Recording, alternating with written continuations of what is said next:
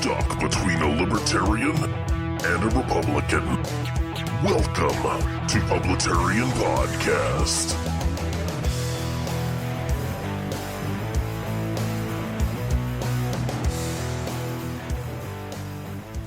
Good morning, good afternoon, and good evening, everybody. This is Ronald Johnson, Publitarian, coming at you again with another episode of Publitarian Podcast. And we are up to episode number 105.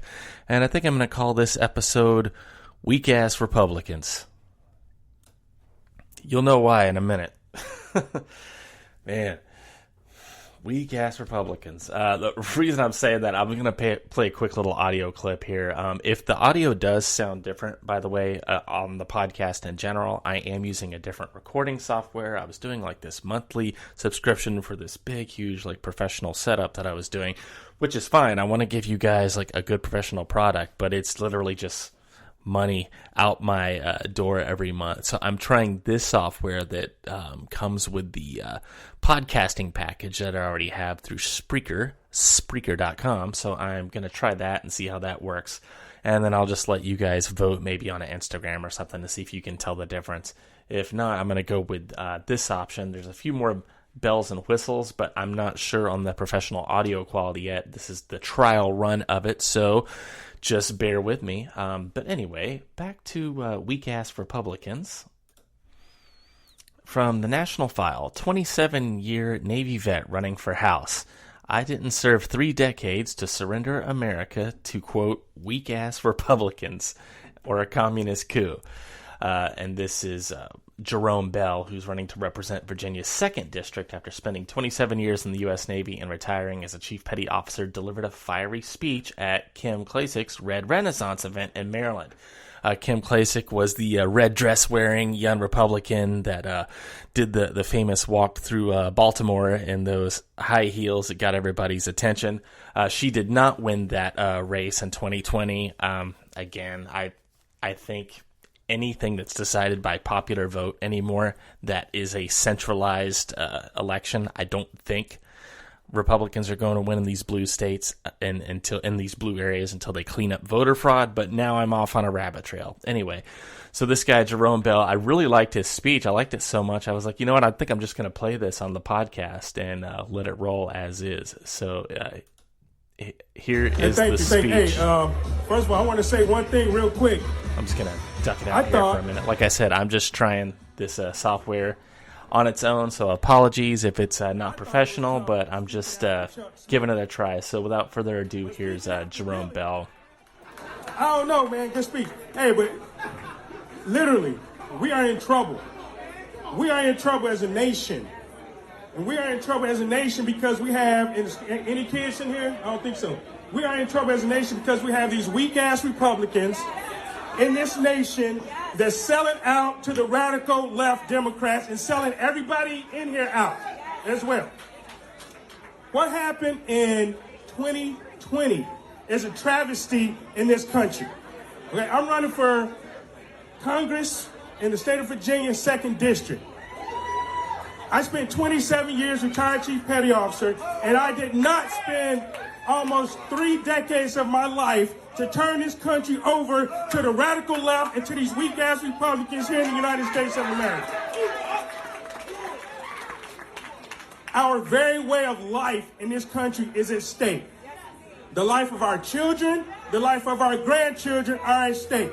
And we cannot afford to turn this country over because it's falling to socialism and what I like to call communism. We are in, put like this, I've traveled all over this world in 27 years. I've been around this world more than 10 times. I've seen insurrections. January 6th was not an insurrection. You do not perform an insurrection with no guns. Let me tell you that, all right? I've seen countries being taken over by dictators. I've been evacuated out when we had to leave when they were taken over by dictators. What you see now, we are in the midst of a communist coup in the United States of America, and it happened in November 2020. It happened, whether you want to believe it or not, and a lot of people don't even understand because they go around about their daily lives and they can't see it. What happened in the United States, oh, no. A coup can never happen in the United States. Well, guess what? It happened, and you better believe it happened, and we need to fight to get this country back because we are in the middle of a war here in the United States. We're in the middle of a war, and that starts with election integrity. How do we solve the election problem here in the United States? First of all, we got to vote out all those damn rhinos because they just as good, just as bad as the Democrats. We have to do that. They have to go. And we have to flip these seats, and I can flip a seat in Virginia back red. All these seats, all these people around here that have blue in the way, we need to flip them red. That's one thing we can do. Another thing that's very, very simple and very, very easy, and I take this to heart. Even though Joe Biden say I ain't black, black people are smart enough to go get IDs. We need voter ID in this country. If they have voter ID in Iraq, they can have voter ID in Afghanistan. They can have voter ID in India. Damn it, we can have voter ID here in the United States because there's nothing that you can do in the United States and not have an ID. You need an ID to go get your EBT card. If you get a damn EBT card, you need an ID. If you smoke, you need an ID. If you drink, you need an ID. You go to register your car, you need an ID. To get on a damn plane, I had to have an ID. There's nothing in the United States, and don't let Democrats tell you, well, you know, it's voter suppression. That's a damn lie, excuse my language, but it is what it is. That's a lie. All right, so everybody in this room, we need to push, and we need to fight to get this country back, and that starts with voter integrity in 2022, 2021, really, because in Virginia, we have 2021 elections, okay? And in the state of Virginia, if we don't win, if we don't take them seats back, if we take these L's that we've been taking in Virginia for the past 10 years because of the Democrats and because of the rhinos in my state, then 2022 is not going to matter in Virginia. That's just the bottom line. I'm still going to run my ass off in 2022, and I'm going to flip that seat. But if we don't flip the state legislator back in the state of Virginia, then Virginia is going to be lost for the next 10 years, and that's the honest to God truth. So everyone in here, we need to support every candidate around here, every candidate in Virginia, every candidate in New Jersey, every candidate in Florida, every candidate where everybody running. I don't even know where everybody running. Arizona, all right? You know, but hey, there's one. Anyway, I'm going to cut him off there. That he starts just giving like shout outs and stuff like that, which is fine. It's just not relevant to what we're doing on this discussion. So there you go. I mean, I couldn't have said it better myself. Weak-ass Republicans.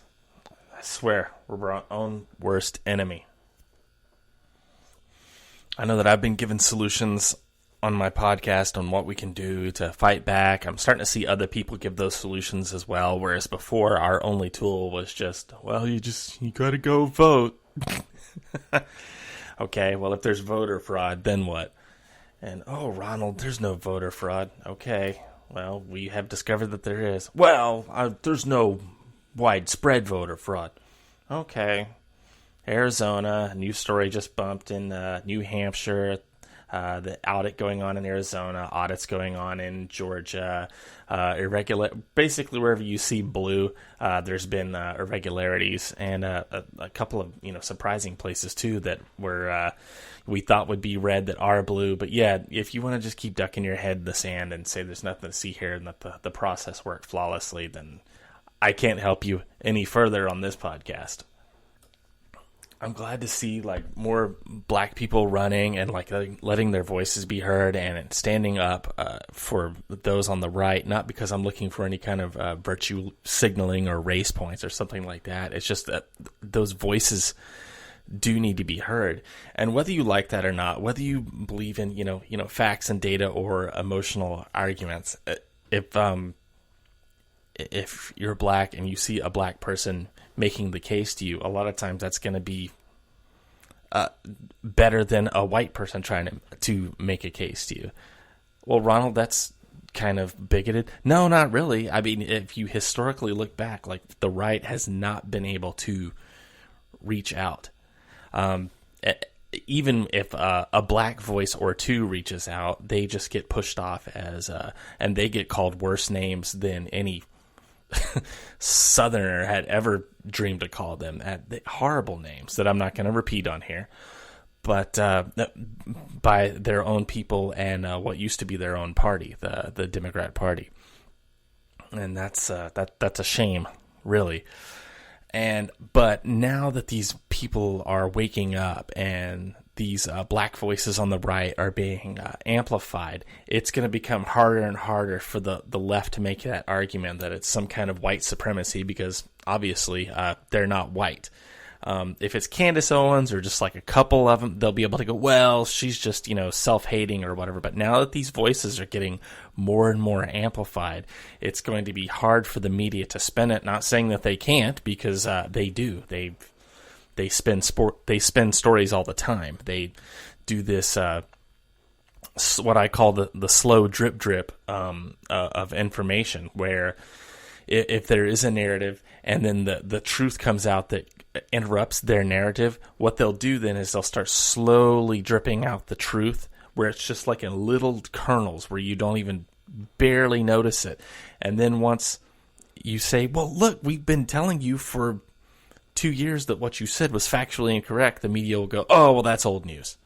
So they do that on purpose. And so as this, the reason I'm bringing all that up, because now Dr. Fauci's on the chopping block again before the Senate, where Rand Paul was asking him about gain of function research. I know that I was just talking about race and everything in America, and I've jumped to wooanomics, but yeah, that's what I'm doing. I'm just jumping around subjects today. But I thought it was funny, and I don't see anybody else really covering this on the podcast sphere. Doctor, by the way, Rand Paul, grilling Fauci on gain-of-function research and virology and who was funding it. And the famous clip now is Rand Paul's putting him in a corner and asking him, hey, where did this gain-of-function? It's how, if you don't know, gain-of-function is how viruses, how they can be grown and manipulated and have like proteins added to them and make them more, deadly or less deadly. Basically tinkering with viruses. And he was talking about Fauci's involvement with this, and Fauci, in his famous clip now, says, Senator Paul, you are 100% incorrect on that. And then he puts in this little caveat about the Wuhan viral. And then so Paul keeps on going in the clip, and he's like, I'm talking about the doctor that you worked with. That worked with Wuhan, not specifically Wuhan. So he finally gets him in a pigeonhole of how the American taxpayer has been funding this gain-of-function research for the Wuhan lab. In November of 2019, the guy, Dr. Barracks, was bragging about it on MSNBC, like mainstream news, about he was getting this funding for gain-of-function research in the Wuhan lab. So now the media is going to start the slow drip, and Fauci's going to start the slow drip of going, well, maybe this didn't come from bats. Maybe it did come from a lab. Meanwhile, we've been saying this since very early 2020. The crazy conspiracy theorist right-wing journalists have been saying, hey, this came from a lab. That Chinese scientist that went on Tucker Carlson's show and made a couple of like right-wing news stops, she was totally dismissed. She literally escaped China to come over here. She worked in the Wuhan lab to tell her story and be like, hey, I like fought for my life to get over here and tell you guys, yes, it did indeed come from a lab. Back in November of 2019, there was a bunch of scientists in the Wuhan lab that got sick over it. And she was like, that's what we were doing in the lab. But no, this didn't originate. This originated from bats and wet markets and everything else. So now the truth is going to start slowly dripping out, and they're just going to spread it over weeks and months at a time, to where if we challenge the media on their narrative again, they're going to go, oh, that's old news. We've already covered that. And it's very pernicious. And funny enough, the CNN show called Reliable Sources, which is just levels of irony in its name. George Costanza, Brian Stelter was talking about this on his show. He's the host of that show over there, and he was saying, oh yeah, we're Democratic little d, not Democratic big D, and just because, and he was talking with, the talking heads on that show, and one of the talking heads was like, it just looks like that we have a liberal bias because we're just all about facts and truth and data. And I was just like, okay. So you got the Russia story wrong. You got the Trump impeachment story wrong. You got Trump impeachment 2 story wrong. You've gotten the coronavirus stories wrong. You've not covered voter fraud. You didn't cover Hunter Biden. So it seems like you're only covering one side. So all these truthful things that I'm mentioning, if you're about truth and facts and data, why aren't you covering these things? Why are you only covering what's going on with the right? And of course, if I want to spend my podcast talking about media bias, then that's all I would do. But anyway, I didn't mean to go off on a tangent about the Roner, but there we are.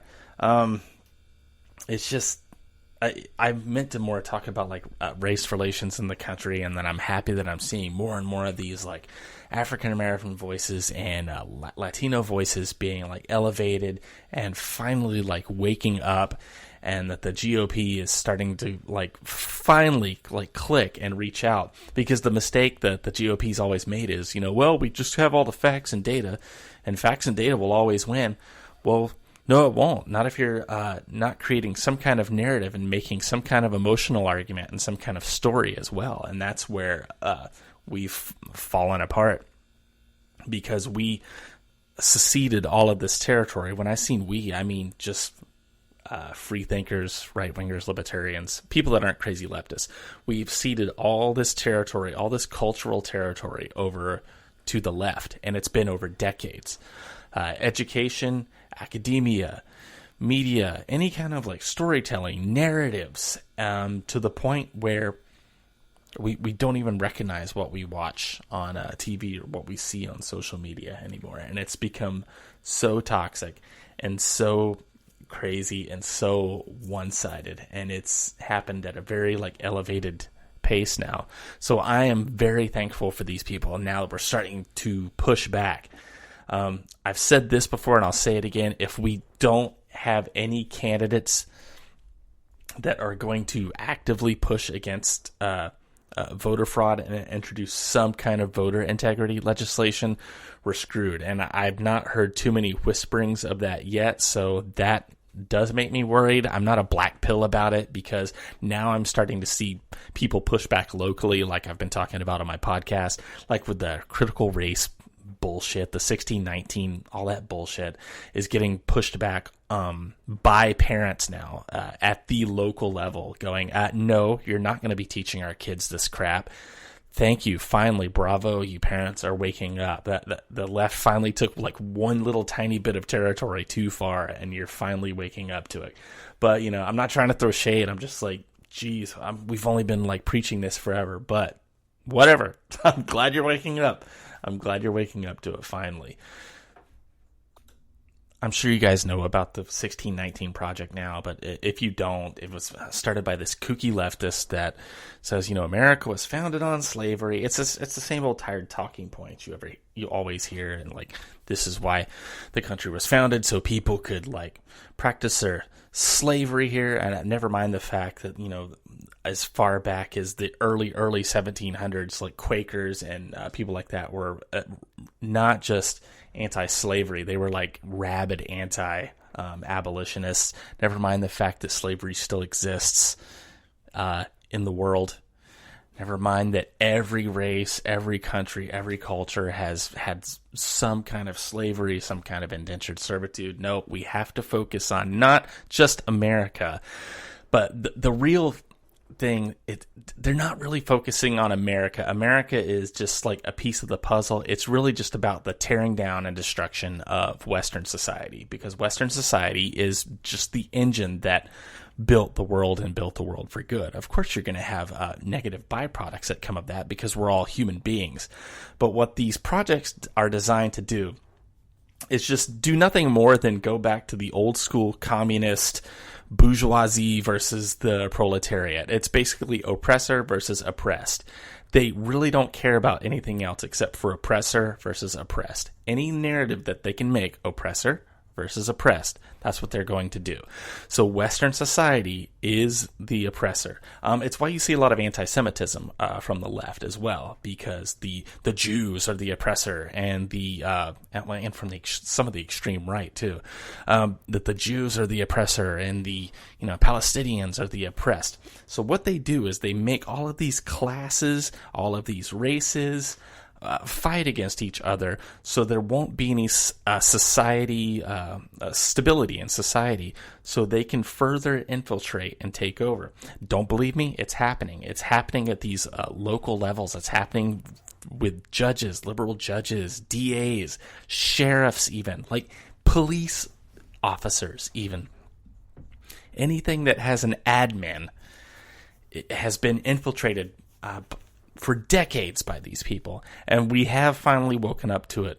Thank goodness. So now we just have to turn the ship around and do something about it. So like I've said before on previous podcasts, I challenge you to go out and do this stuff locally, because I think locally is where we'll have to start turning this around, because I don't know what we're going to do federally until these weak-ass Republicans, that's right, bringing it back, and these rhinos get kicked out or voted out.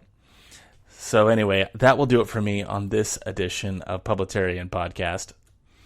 If you want to reach out to me, you can. I am publitarian@protonmail.com. I am on all the social medias. I'm on Gab. I'm on Minds. I'm still on Parler, believe it or not. I haven't left there yet. I'm not really posting that much on there. But yeah, you name a social media or a networking platform, and I'm on there. Just do a search for my name. And this will do it for me on this edition of Publitarian Podcast, and I'll speak to you guys soon.